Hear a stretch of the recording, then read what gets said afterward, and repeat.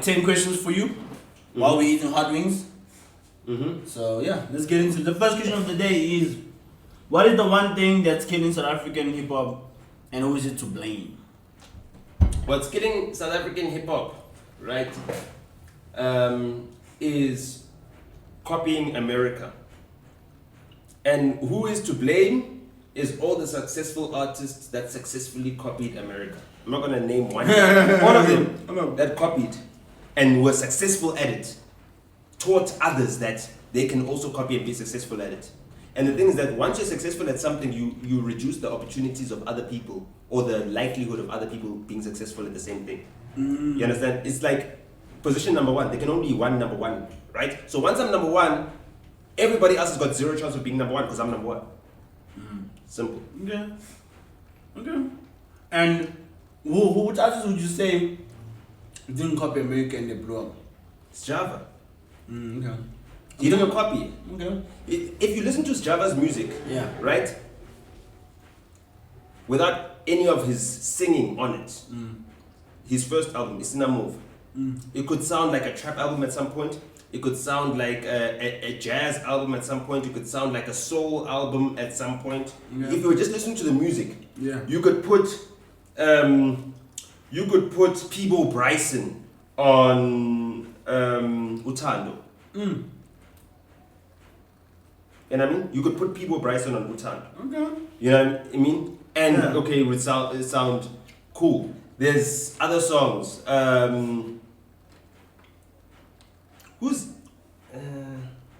Who else could you put? You could put Sheli Mhlophe on other songs, and it would still sound like it's going. You could put MT on some of the trappier songs on that Java album, and it would sound like it's going. Umama. Yeah. You could put Danny Wonga on Umama. Yeah. Right? Obviously different vocal tone and everything else, but it's still a dance song. Right? You could put him on that and it would still sound like a nice song maybe if he put some nice flavor on it. But Java's texture, his tone, the way he sings and everything else, that's special, right? You put that on anything and it embellishes it. It makes it sound better. You know what I mean? And that's why he's been able to get right what he's doing. So it's not really about the sound and the beat. When Java raps on trap beats, kills it, he murders it. When he's on soul samples, kills it, murders it, everything. Left, right, and center, he kills it. Uvalo, biggest hip hop song of the year. Who's that? It's Java. Is there what's called? Do you have any working relationship with Java? No, we've never worked together. I can't say we worked together. Yeah. Yeah. We were not supposed to work together. There was a song that I did that I ended up singing on and performing on. There's a KidX song that I wanted Java on. Because I wanted him and Mashaya Puke to be on the same song. Okay. Because I felt like their styles were similar, even though Mashaya started with it. I felt like I wanted them on the same song, and then like KidX was like, Java's taking too long, and then I ended up finding myself on the song. But other than that, nah. But he's still a cool dude. Okay. Next hot question. I don't think I'm gonna eat. Why? I'm gonna answer all the questions. But you can eat while you're answering. Hey, G. I already ate. You already ate? I told you I was having supper. Yeah, you did. Yeah. So you're just gonna look at the hot wings now? Ish. No, but let's see. After you often critique artists' intelligence, do you believe in formal education is mandatory to be successful in the industry? You see, I don't believe in school as education. I believe that your only education should come from your parents. And your parents should be so dedicated at educating you, right? That they see to it that whatever you need to learn that you can never learn in school, you learn before you finish school. You think your parents? Yeah. Okay. You understand what I'm saying? So whatever it is you need to learn, like, I was watching Helen Ziller, right, talk about an interview that she was doing, and it's so funny to watch all these politicians, right, when they do these podcast interviews and everything else, and to hear the different opinions that they have. Sorry, I don't know if your mic is going to be in the way, but you're good. So Helen Ziller is talking about every morning on her way to school, her dad would take her to school. And I was telling a friend of mine that my dad took me to school for 12 years straight, right? So from grade 1, in fact, it crashed as well. My dad took me to school. My first day at crash, my dad dropped me off at school early in the morning. And then said, yo, that's the principal's office. When she arrives, just tell her who you are, and then she'll let you know what's happening. You know what I mean? And what happened? I waited for the principal to arrive, bro. And then you just handed it. Yeah, and then the principal told me where I'm going, and that was my first day at crash. Okay. You know what I mean? I was in daycare before at Tabisong in Soweto when we were still living in Soweto. Okay. So that's up until 1993. So in 1994, at the end of 1993, we moved to Olivedale, and then my dad was trying to find me a crash that I could go to. So when I started school, right, I could read by the time I started grade 1. Okay. So when everybody else in grade 1, the books that we were reading, there was like the red books, yellow books, purple books, green books. There was this other story called Paul and Pax. I think that was one of my favorite stories, you know what I mean? So within the first month, I was done with all the books that we were reading in grade 1. I was done. You know what I mean? Because I already knew how to read. I was already at a high level of reading. Yeah, reading, yeah. You know what I mean? I think I started reading at probably like 4 or 5. Okay. You know? And hold on, when did I start reading lab? I started reading lab when my sister was in grade 4. My sister was in grade 4 at the age of 10. 10 minus 6 is 4. So yeah, I started reading at 4. So reading lab was like you read on one side, you read on the inside. It's a program from Australia that they were introducing into the new curriculum before OBE and all this other stuff took over. It's like it was the new curriculum from the old apartheid regime. They were introducing new things back then. So reading lab had comprehension questions at the back. So my reading was at a high level. And then my dad would make me read his newspapers each and every single morning to him. Yeah. And then he'd want me to explain what the newspaper is saying as well. Do you understand? So now I also need to learn research. Okay. And that's what Helen Ziller's dad would teach her. Julius Malema never had his dad. Never got taught, never got dropped off at school, never learned those skills, never learned the analytical skills, never learned how to compare different narratives from different media houses, you know what I mean? Back then we used to have the Citizen, the Star, what else? We used to have the Sowetan, the Citizen, the Star, and which was a daily newspaper. We never read the Daily Sun because my dad didn't want me to ever read that one, right? Why? As he just didn't want. He thought it was tabloid, smutty, all the headlines. I would see it on the highway or on the road when we're driving past what the headlines are. She does this, and I'd be like, okay, clean. It's not part of our home values. So with that and that culture, you know, you learn more than you can learn in class. Yeah. So now when I'm in class, I'm bored because I'm learning at a much more advanced level than what I'm learning in class. My parents are ensuring that my education is good. You know, when it's quiz night, I'm the only black kid in my school, but I'm the team leader when it comes to quizzes. My team is happy that I'm part of the team because I make sure that they win. There's this other black kid that knows almost everything, that answers each and every single question, that knows about the Caspian Sea, and you know, you name it, he knows about all that stuff. Yeah. You understand? He's just this black kid that knows everything, you know, and that helped me get far in life. And that's just because my dad wanted to make sure that my kid is going to be the smartest kid in his school. My kid is going to know what other kids don't know. That's my dad paid attention to that. He was like feeding me all the cheat codes to ensure when you go into that school, everyone needs to know that you're the smartest nigga there. You understand what I'm saying? If the teachers have a problem, they need to ask you for a solution. And how was your grades in school? No, terrible. Terrible. Because grades in school are not about what you know. They're about what you can memorize and following instructions. I can't follow instructions. I know more than the teachers. So I'm not going to listen to the teachers. The first time I study is in matric, when I'm doing my matric exams. You know? And then I needed to study because like my marks were in the 40s, 30s, and sometimes I was doing 30. And then I ended up getting like 50 for accounting. I got 70, 73 for maths. I got 78 for English. You know, I moved from 40... 73 for maths, like pure maths? Yeah. Okay. Yeah, no, obviously. I studied just for my final exams. And I needed to catch up from my failing marks. You know what I mean? Yeah. So yeah, I never opened a book to study until matric. I got through school just off Vibes. my pops, not vibes, nigga. Just off what my pops was teaching me. I wasn't listening to my teachers. My teachers don't know what my dog. My pops knows more than all my teachers. He knows everything. My teacher is teaching me science, my dad knows it. My teacher is teaching me, they have to have a different teacher for each and every subject. My dad knows everything. And your dad went to school and stuff? No!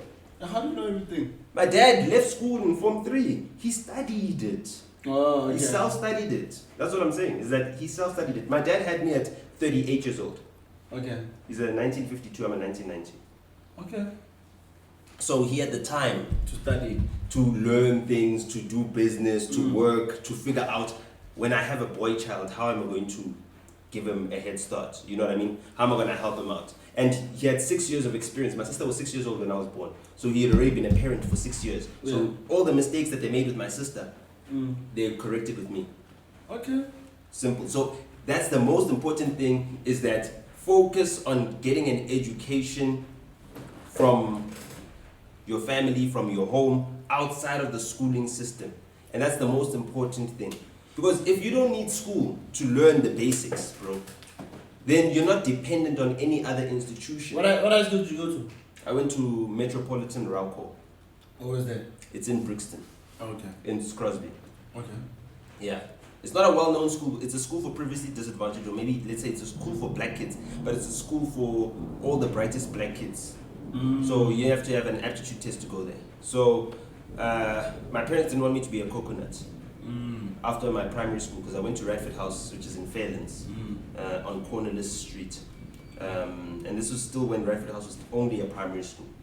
You know what I mean? Radford House was founded, it started in 1997, I went there in 1998. My first year in school, I was at Sharon Lee Primary. I don't know if a lot of people in the chat probably know Sharon Lee, because that's a big school. It had over 1,000 kids when I was there in 1997. And my sister was also there. She was doing grade 7, I was doing grade 1. So they sent me there so that I could be with my sister for at least a year before, you know, they sent me to the proper school that I ended up going to, which is Radford House. And yeah, throughout that whole entire schooling career, my dad dropped me off. And throughout that whole entire schooling career, I read the newspapers to him. Someone in the chat is like, you went to your school. Damn, bruh. Nota went to my school. Which school is that? Sharon Lee, Metropolitan Rauco, or Radford House? Saint Flaco can't be Radford House. No.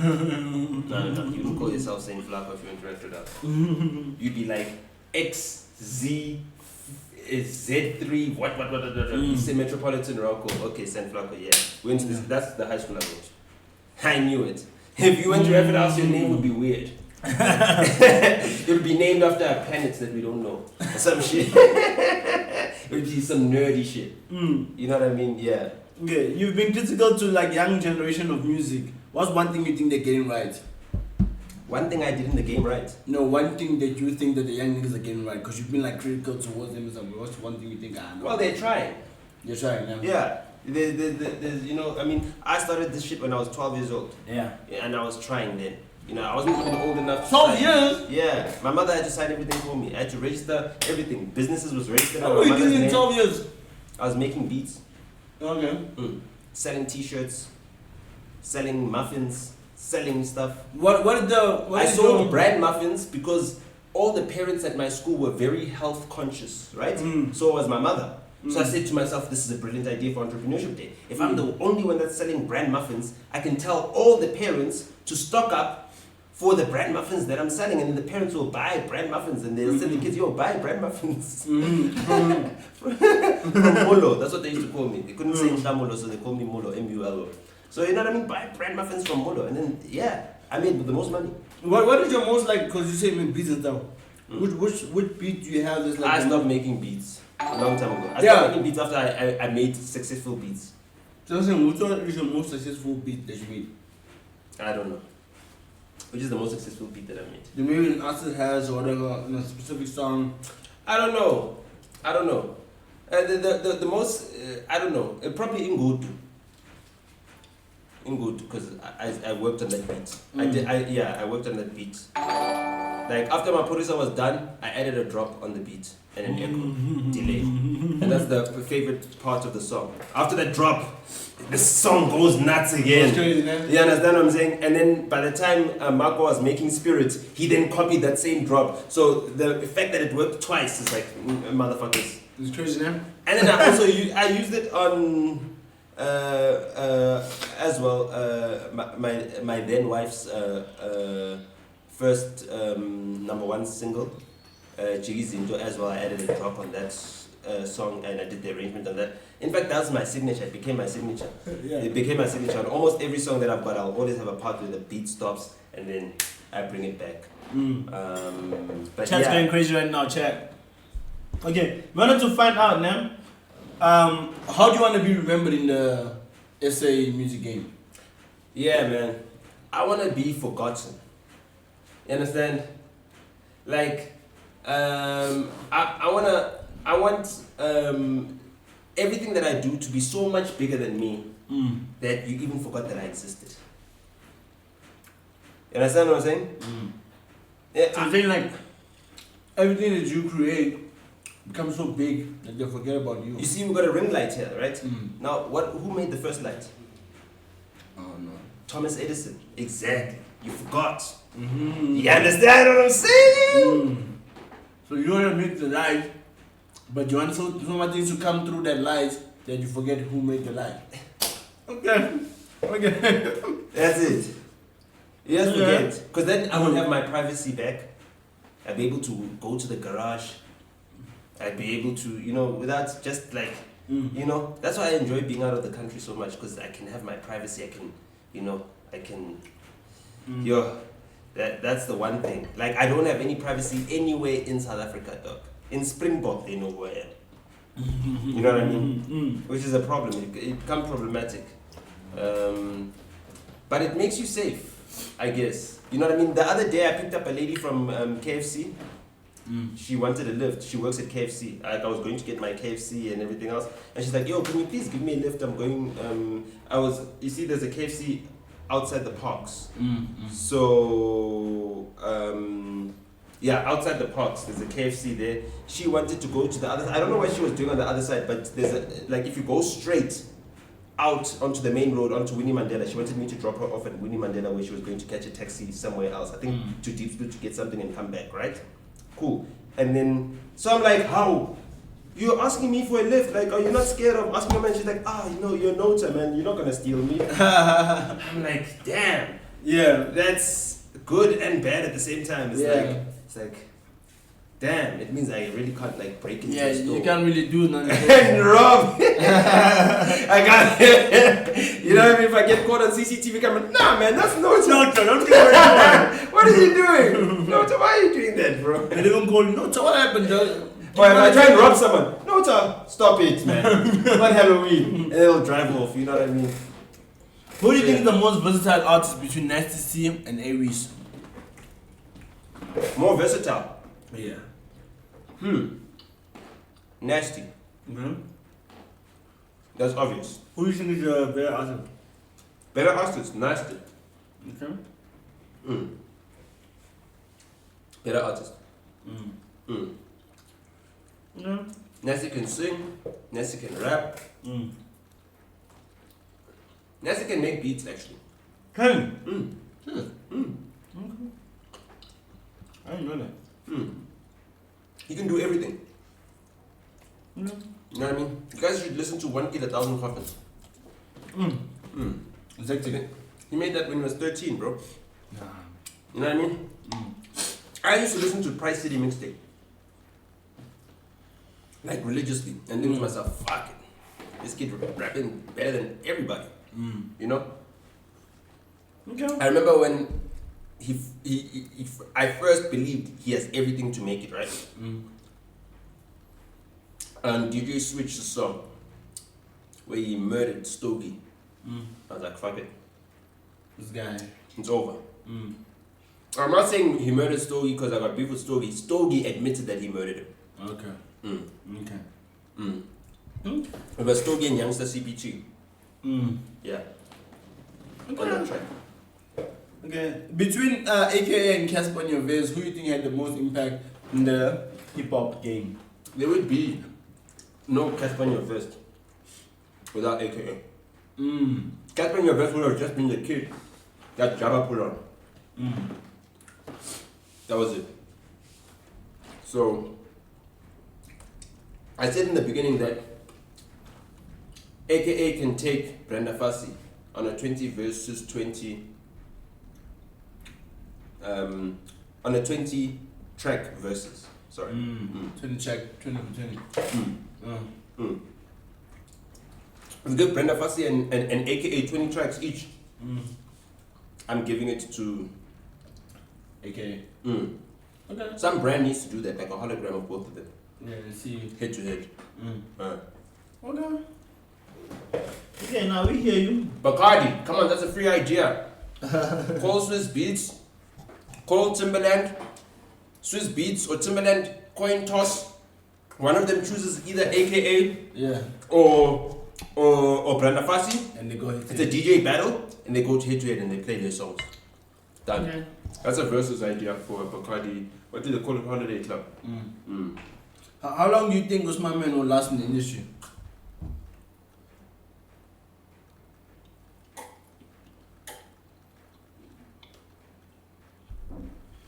Like this means how hard I'm dying here.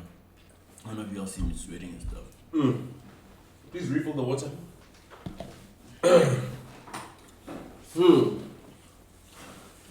I think that depends on him.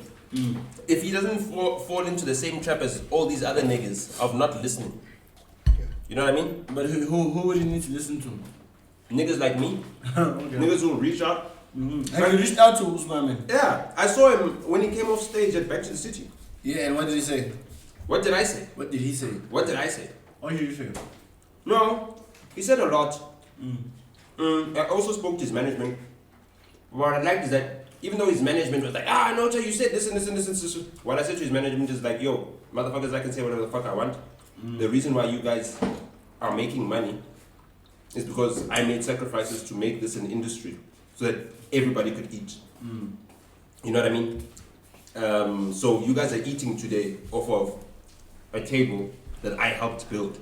So please allow me that space. You know what I mean? Which is something that Nasty was trying to deny me.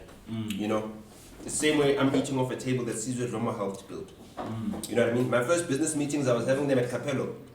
He owned Capello in the bars. And guess what? I didn't have to pay for the bills.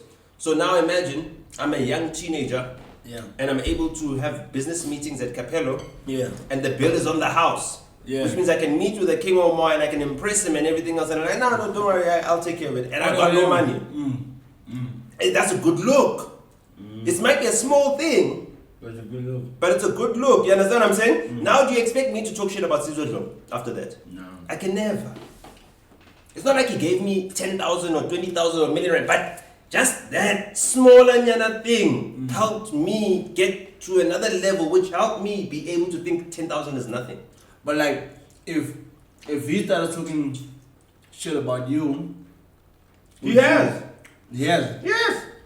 Or you still can't talk shit about him? He's my older brother. Okay. You understand what I'm saying? He's my older brother. If he's talking shit about me, then I need to call him and say, okay, what did I do wrong? What's going on?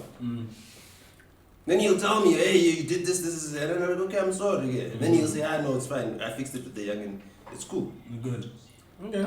Isn't that what Keenan and Sizwe did as well? You understand what I'm saying? So, you know, that's the thing, is that's another thing that they can do right that they're not doing right. They can learn to respect those that came before them. Because that's very important. Okay. Who do you think has potential to become a bigger international star? Uncle Waffles or Davon Gogo? So, I actually booked Devin Cook for a show in New York. The only reason I booked Devin Cook for that show was because I didn't like the fact that Uncle Waffles was getting a whole lot more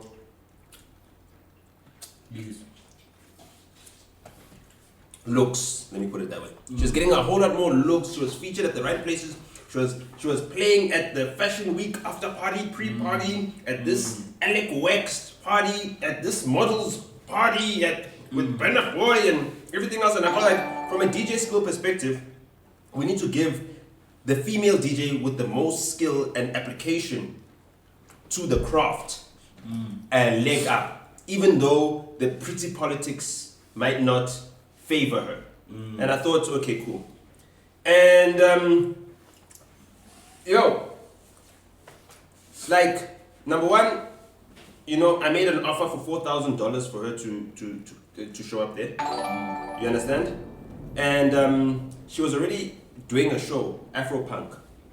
So her manager, or Kobe, I don't know if he's a manager, but he's her assistant, let me put it that way. Kobe is like, yo, no, we're supposed to do Afropunk, so that's an exclusive. Okay, it's an exclusive. Now, what do you know about it? Before I go too far, what do you know about an exclusive? If I call you and I'm trying to book you and you tell me, no, I've got an exclusive at Afropunk, what does that mean? I'm not sure, I don't know.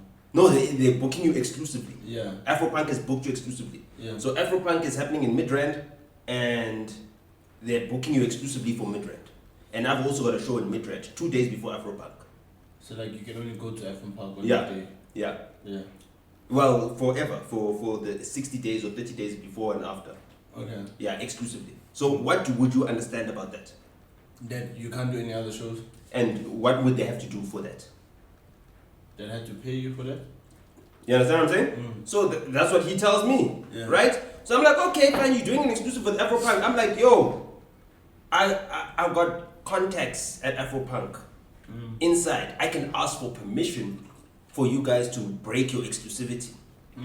Right? I call Afropunk. Afropunk's like, yo, no, clean. You guys can take them and go clean. You are homies. Yeah, you are guys. But you know what? Do us a favor. Also put like our logo on your guys' poster to also hype up our Afropunk so that we can also sell tickets. So you guys can be like a little unofficial pre-party. Clean. Afropunk is like, clean. I call Kobe back. I'm like, yo. They're like, cool. Alright. He's like, oh, well, if you're cool, clean. Sharp. Then we sort out everything. You know, we're taking care of the gig. A week before the gig, he tells me, yo, we don't have flights to New York. We're in Atlanta. So I'm like, isn't Afropunk flying you to New York? The reason why I'm booking you is because you're supposed to be in New York. For Afropunk. So they're not flying you to New York. So I need to book the flight. Yeah. Okay, I say, that can be arranged. Well, we can arrange that. We already have a budget. I get your budget is 4K. It's 4K. So out of this 4K, your flights are probably going to cost us 2 flights. Going to cost maybe $200 for the flights. Alright, cool, sharp. We arrange that. Hey, yo, damn it. Also, we cannot extend the accommodation for Afropunk. We need to book other accommodation. And we need to arrive to your gig a day before. They only gave us like 1 day's accommodation at Afropunk, so cool. I'm like, alright, cool. We'll arrange that. So we arrange 2 nights accommodation. We only need you for 1 night. Yeah. We arrange 2 nights accommodation for you. Yeah. Right?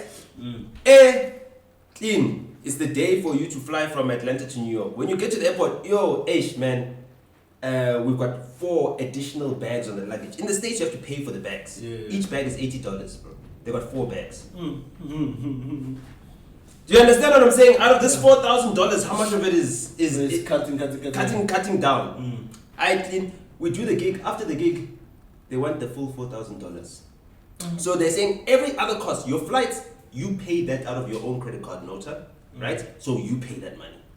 You understand? You must understand that I'm already working with the promoter and the person who's got the funding for the gig. They've given me a budget that I can work with, right? So I'm using my own cash. I haven't received this cash. You understand what I'm saying? I'm using my own cash. So you've made me spend $3,925. That's how much I spent on the gig of my own cash. Of my own cash, I spent $3,925. What you should be getting out of this gig is $75 because you spent all the money doing your own things. You didn't want to post on Instagram. You didn't want to collab on the post that we put. You know, it's a very easy review and ad. I collabed with you very quickly today. Why?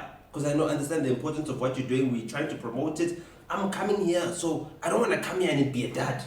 So why would I? No, you want to promote it. And it's my own gig. And I'm competing against Uncle Waffles. Uncle Waffles is filling out shows. She's filling out Brooklyn Mirage. That's 3,000 people. Darren Goko sold 477 tickets for that show. That's pretty good. It's an 800 capacity, but pretty good. You know what I mean? The ticket prices were $23. They say up, going up. $23.50, $22.50 up. right? That's how much the tickets were, right? Why would you want to sabotage the gig? Add additional costs to the gig. I fetched her from the airport personally. Drove cars, clean. You understand?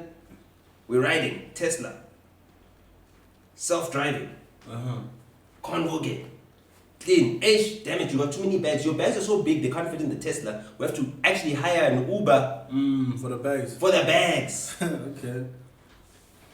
Do you understand? An Uber XL. That's like an Uber Black but an SUV. Yeah. An Uber XL. So we have to put the bags in an Escalade. An Escalade for your bags. Do you understand what I'm saying? We got some of the bags in our car as well. We also need to do other things. You understand? And your air tags, your bags, air tags are going off the whole entire time. We've got iPhones in the car. We understand you got air tags, nigga. So you're tracking us. You understand where our movements are. We put you in a nice hotel in Manhattan, right across from the Williamsburg Bridge. You understand? So Brooklyn is a bridge away. You're right by the bridge. Yeah. You understand? Bro. Cool. Whatever happens, before they flew back to wherever they were flying to, I think they were flying to Europe first before they fly home. They had their full $4,000. You know what I mean? With them, yeah. And yeah, I had to take that out of $3,925 in the minus when the rand was 19 to the dollar. So how much money is that? 3,925 divided by 19. You see. Times 19. Times 19. Yeah, times 19. 3,900.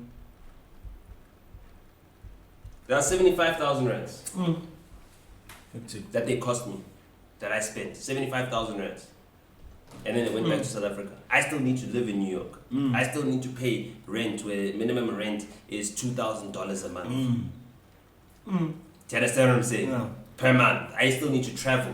I still need to pay however many dollars for my subway ticket and everything else. And you understand? And I'm from your home country, and I'm trying to help you in a foreign country.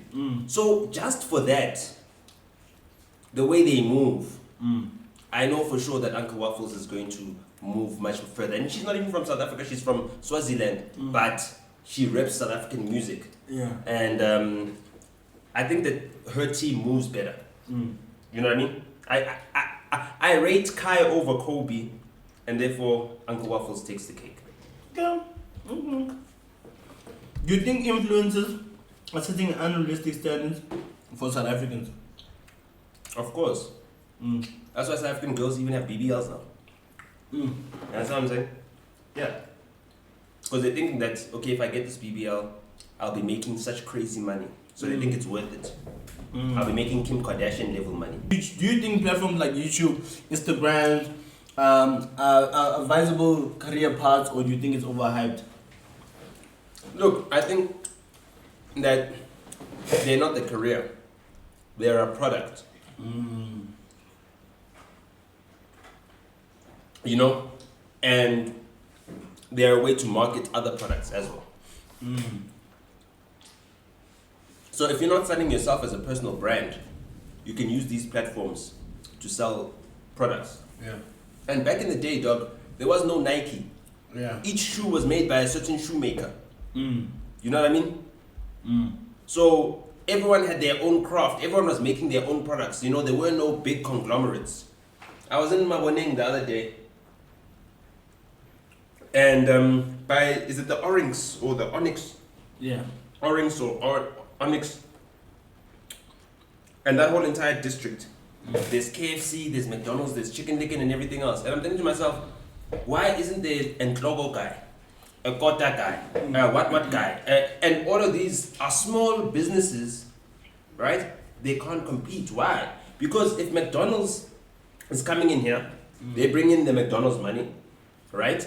KFC, Yum Brands, they're coming in. Chicken Licken, all of these are big corporations. So how much are they gonna pay for rent? It's like when there's too many Nigerians that live in your apartment building. The Nigerians are coming with crazy money and they're paying rent in advance. Yeah. Do you understand what I'm saying? So what happens to Simpiwe, who just got her first job at KPMG as an accountant or whatever? Her rent is going to be super exorbitant. You understand? So she needs to be a chartered accountant at KPMG. Now the person who's entry level, who's did technical or whatever accountancy or econometrics or whatever, who's doing the lower level job, she now needs to still stay with her grandmother.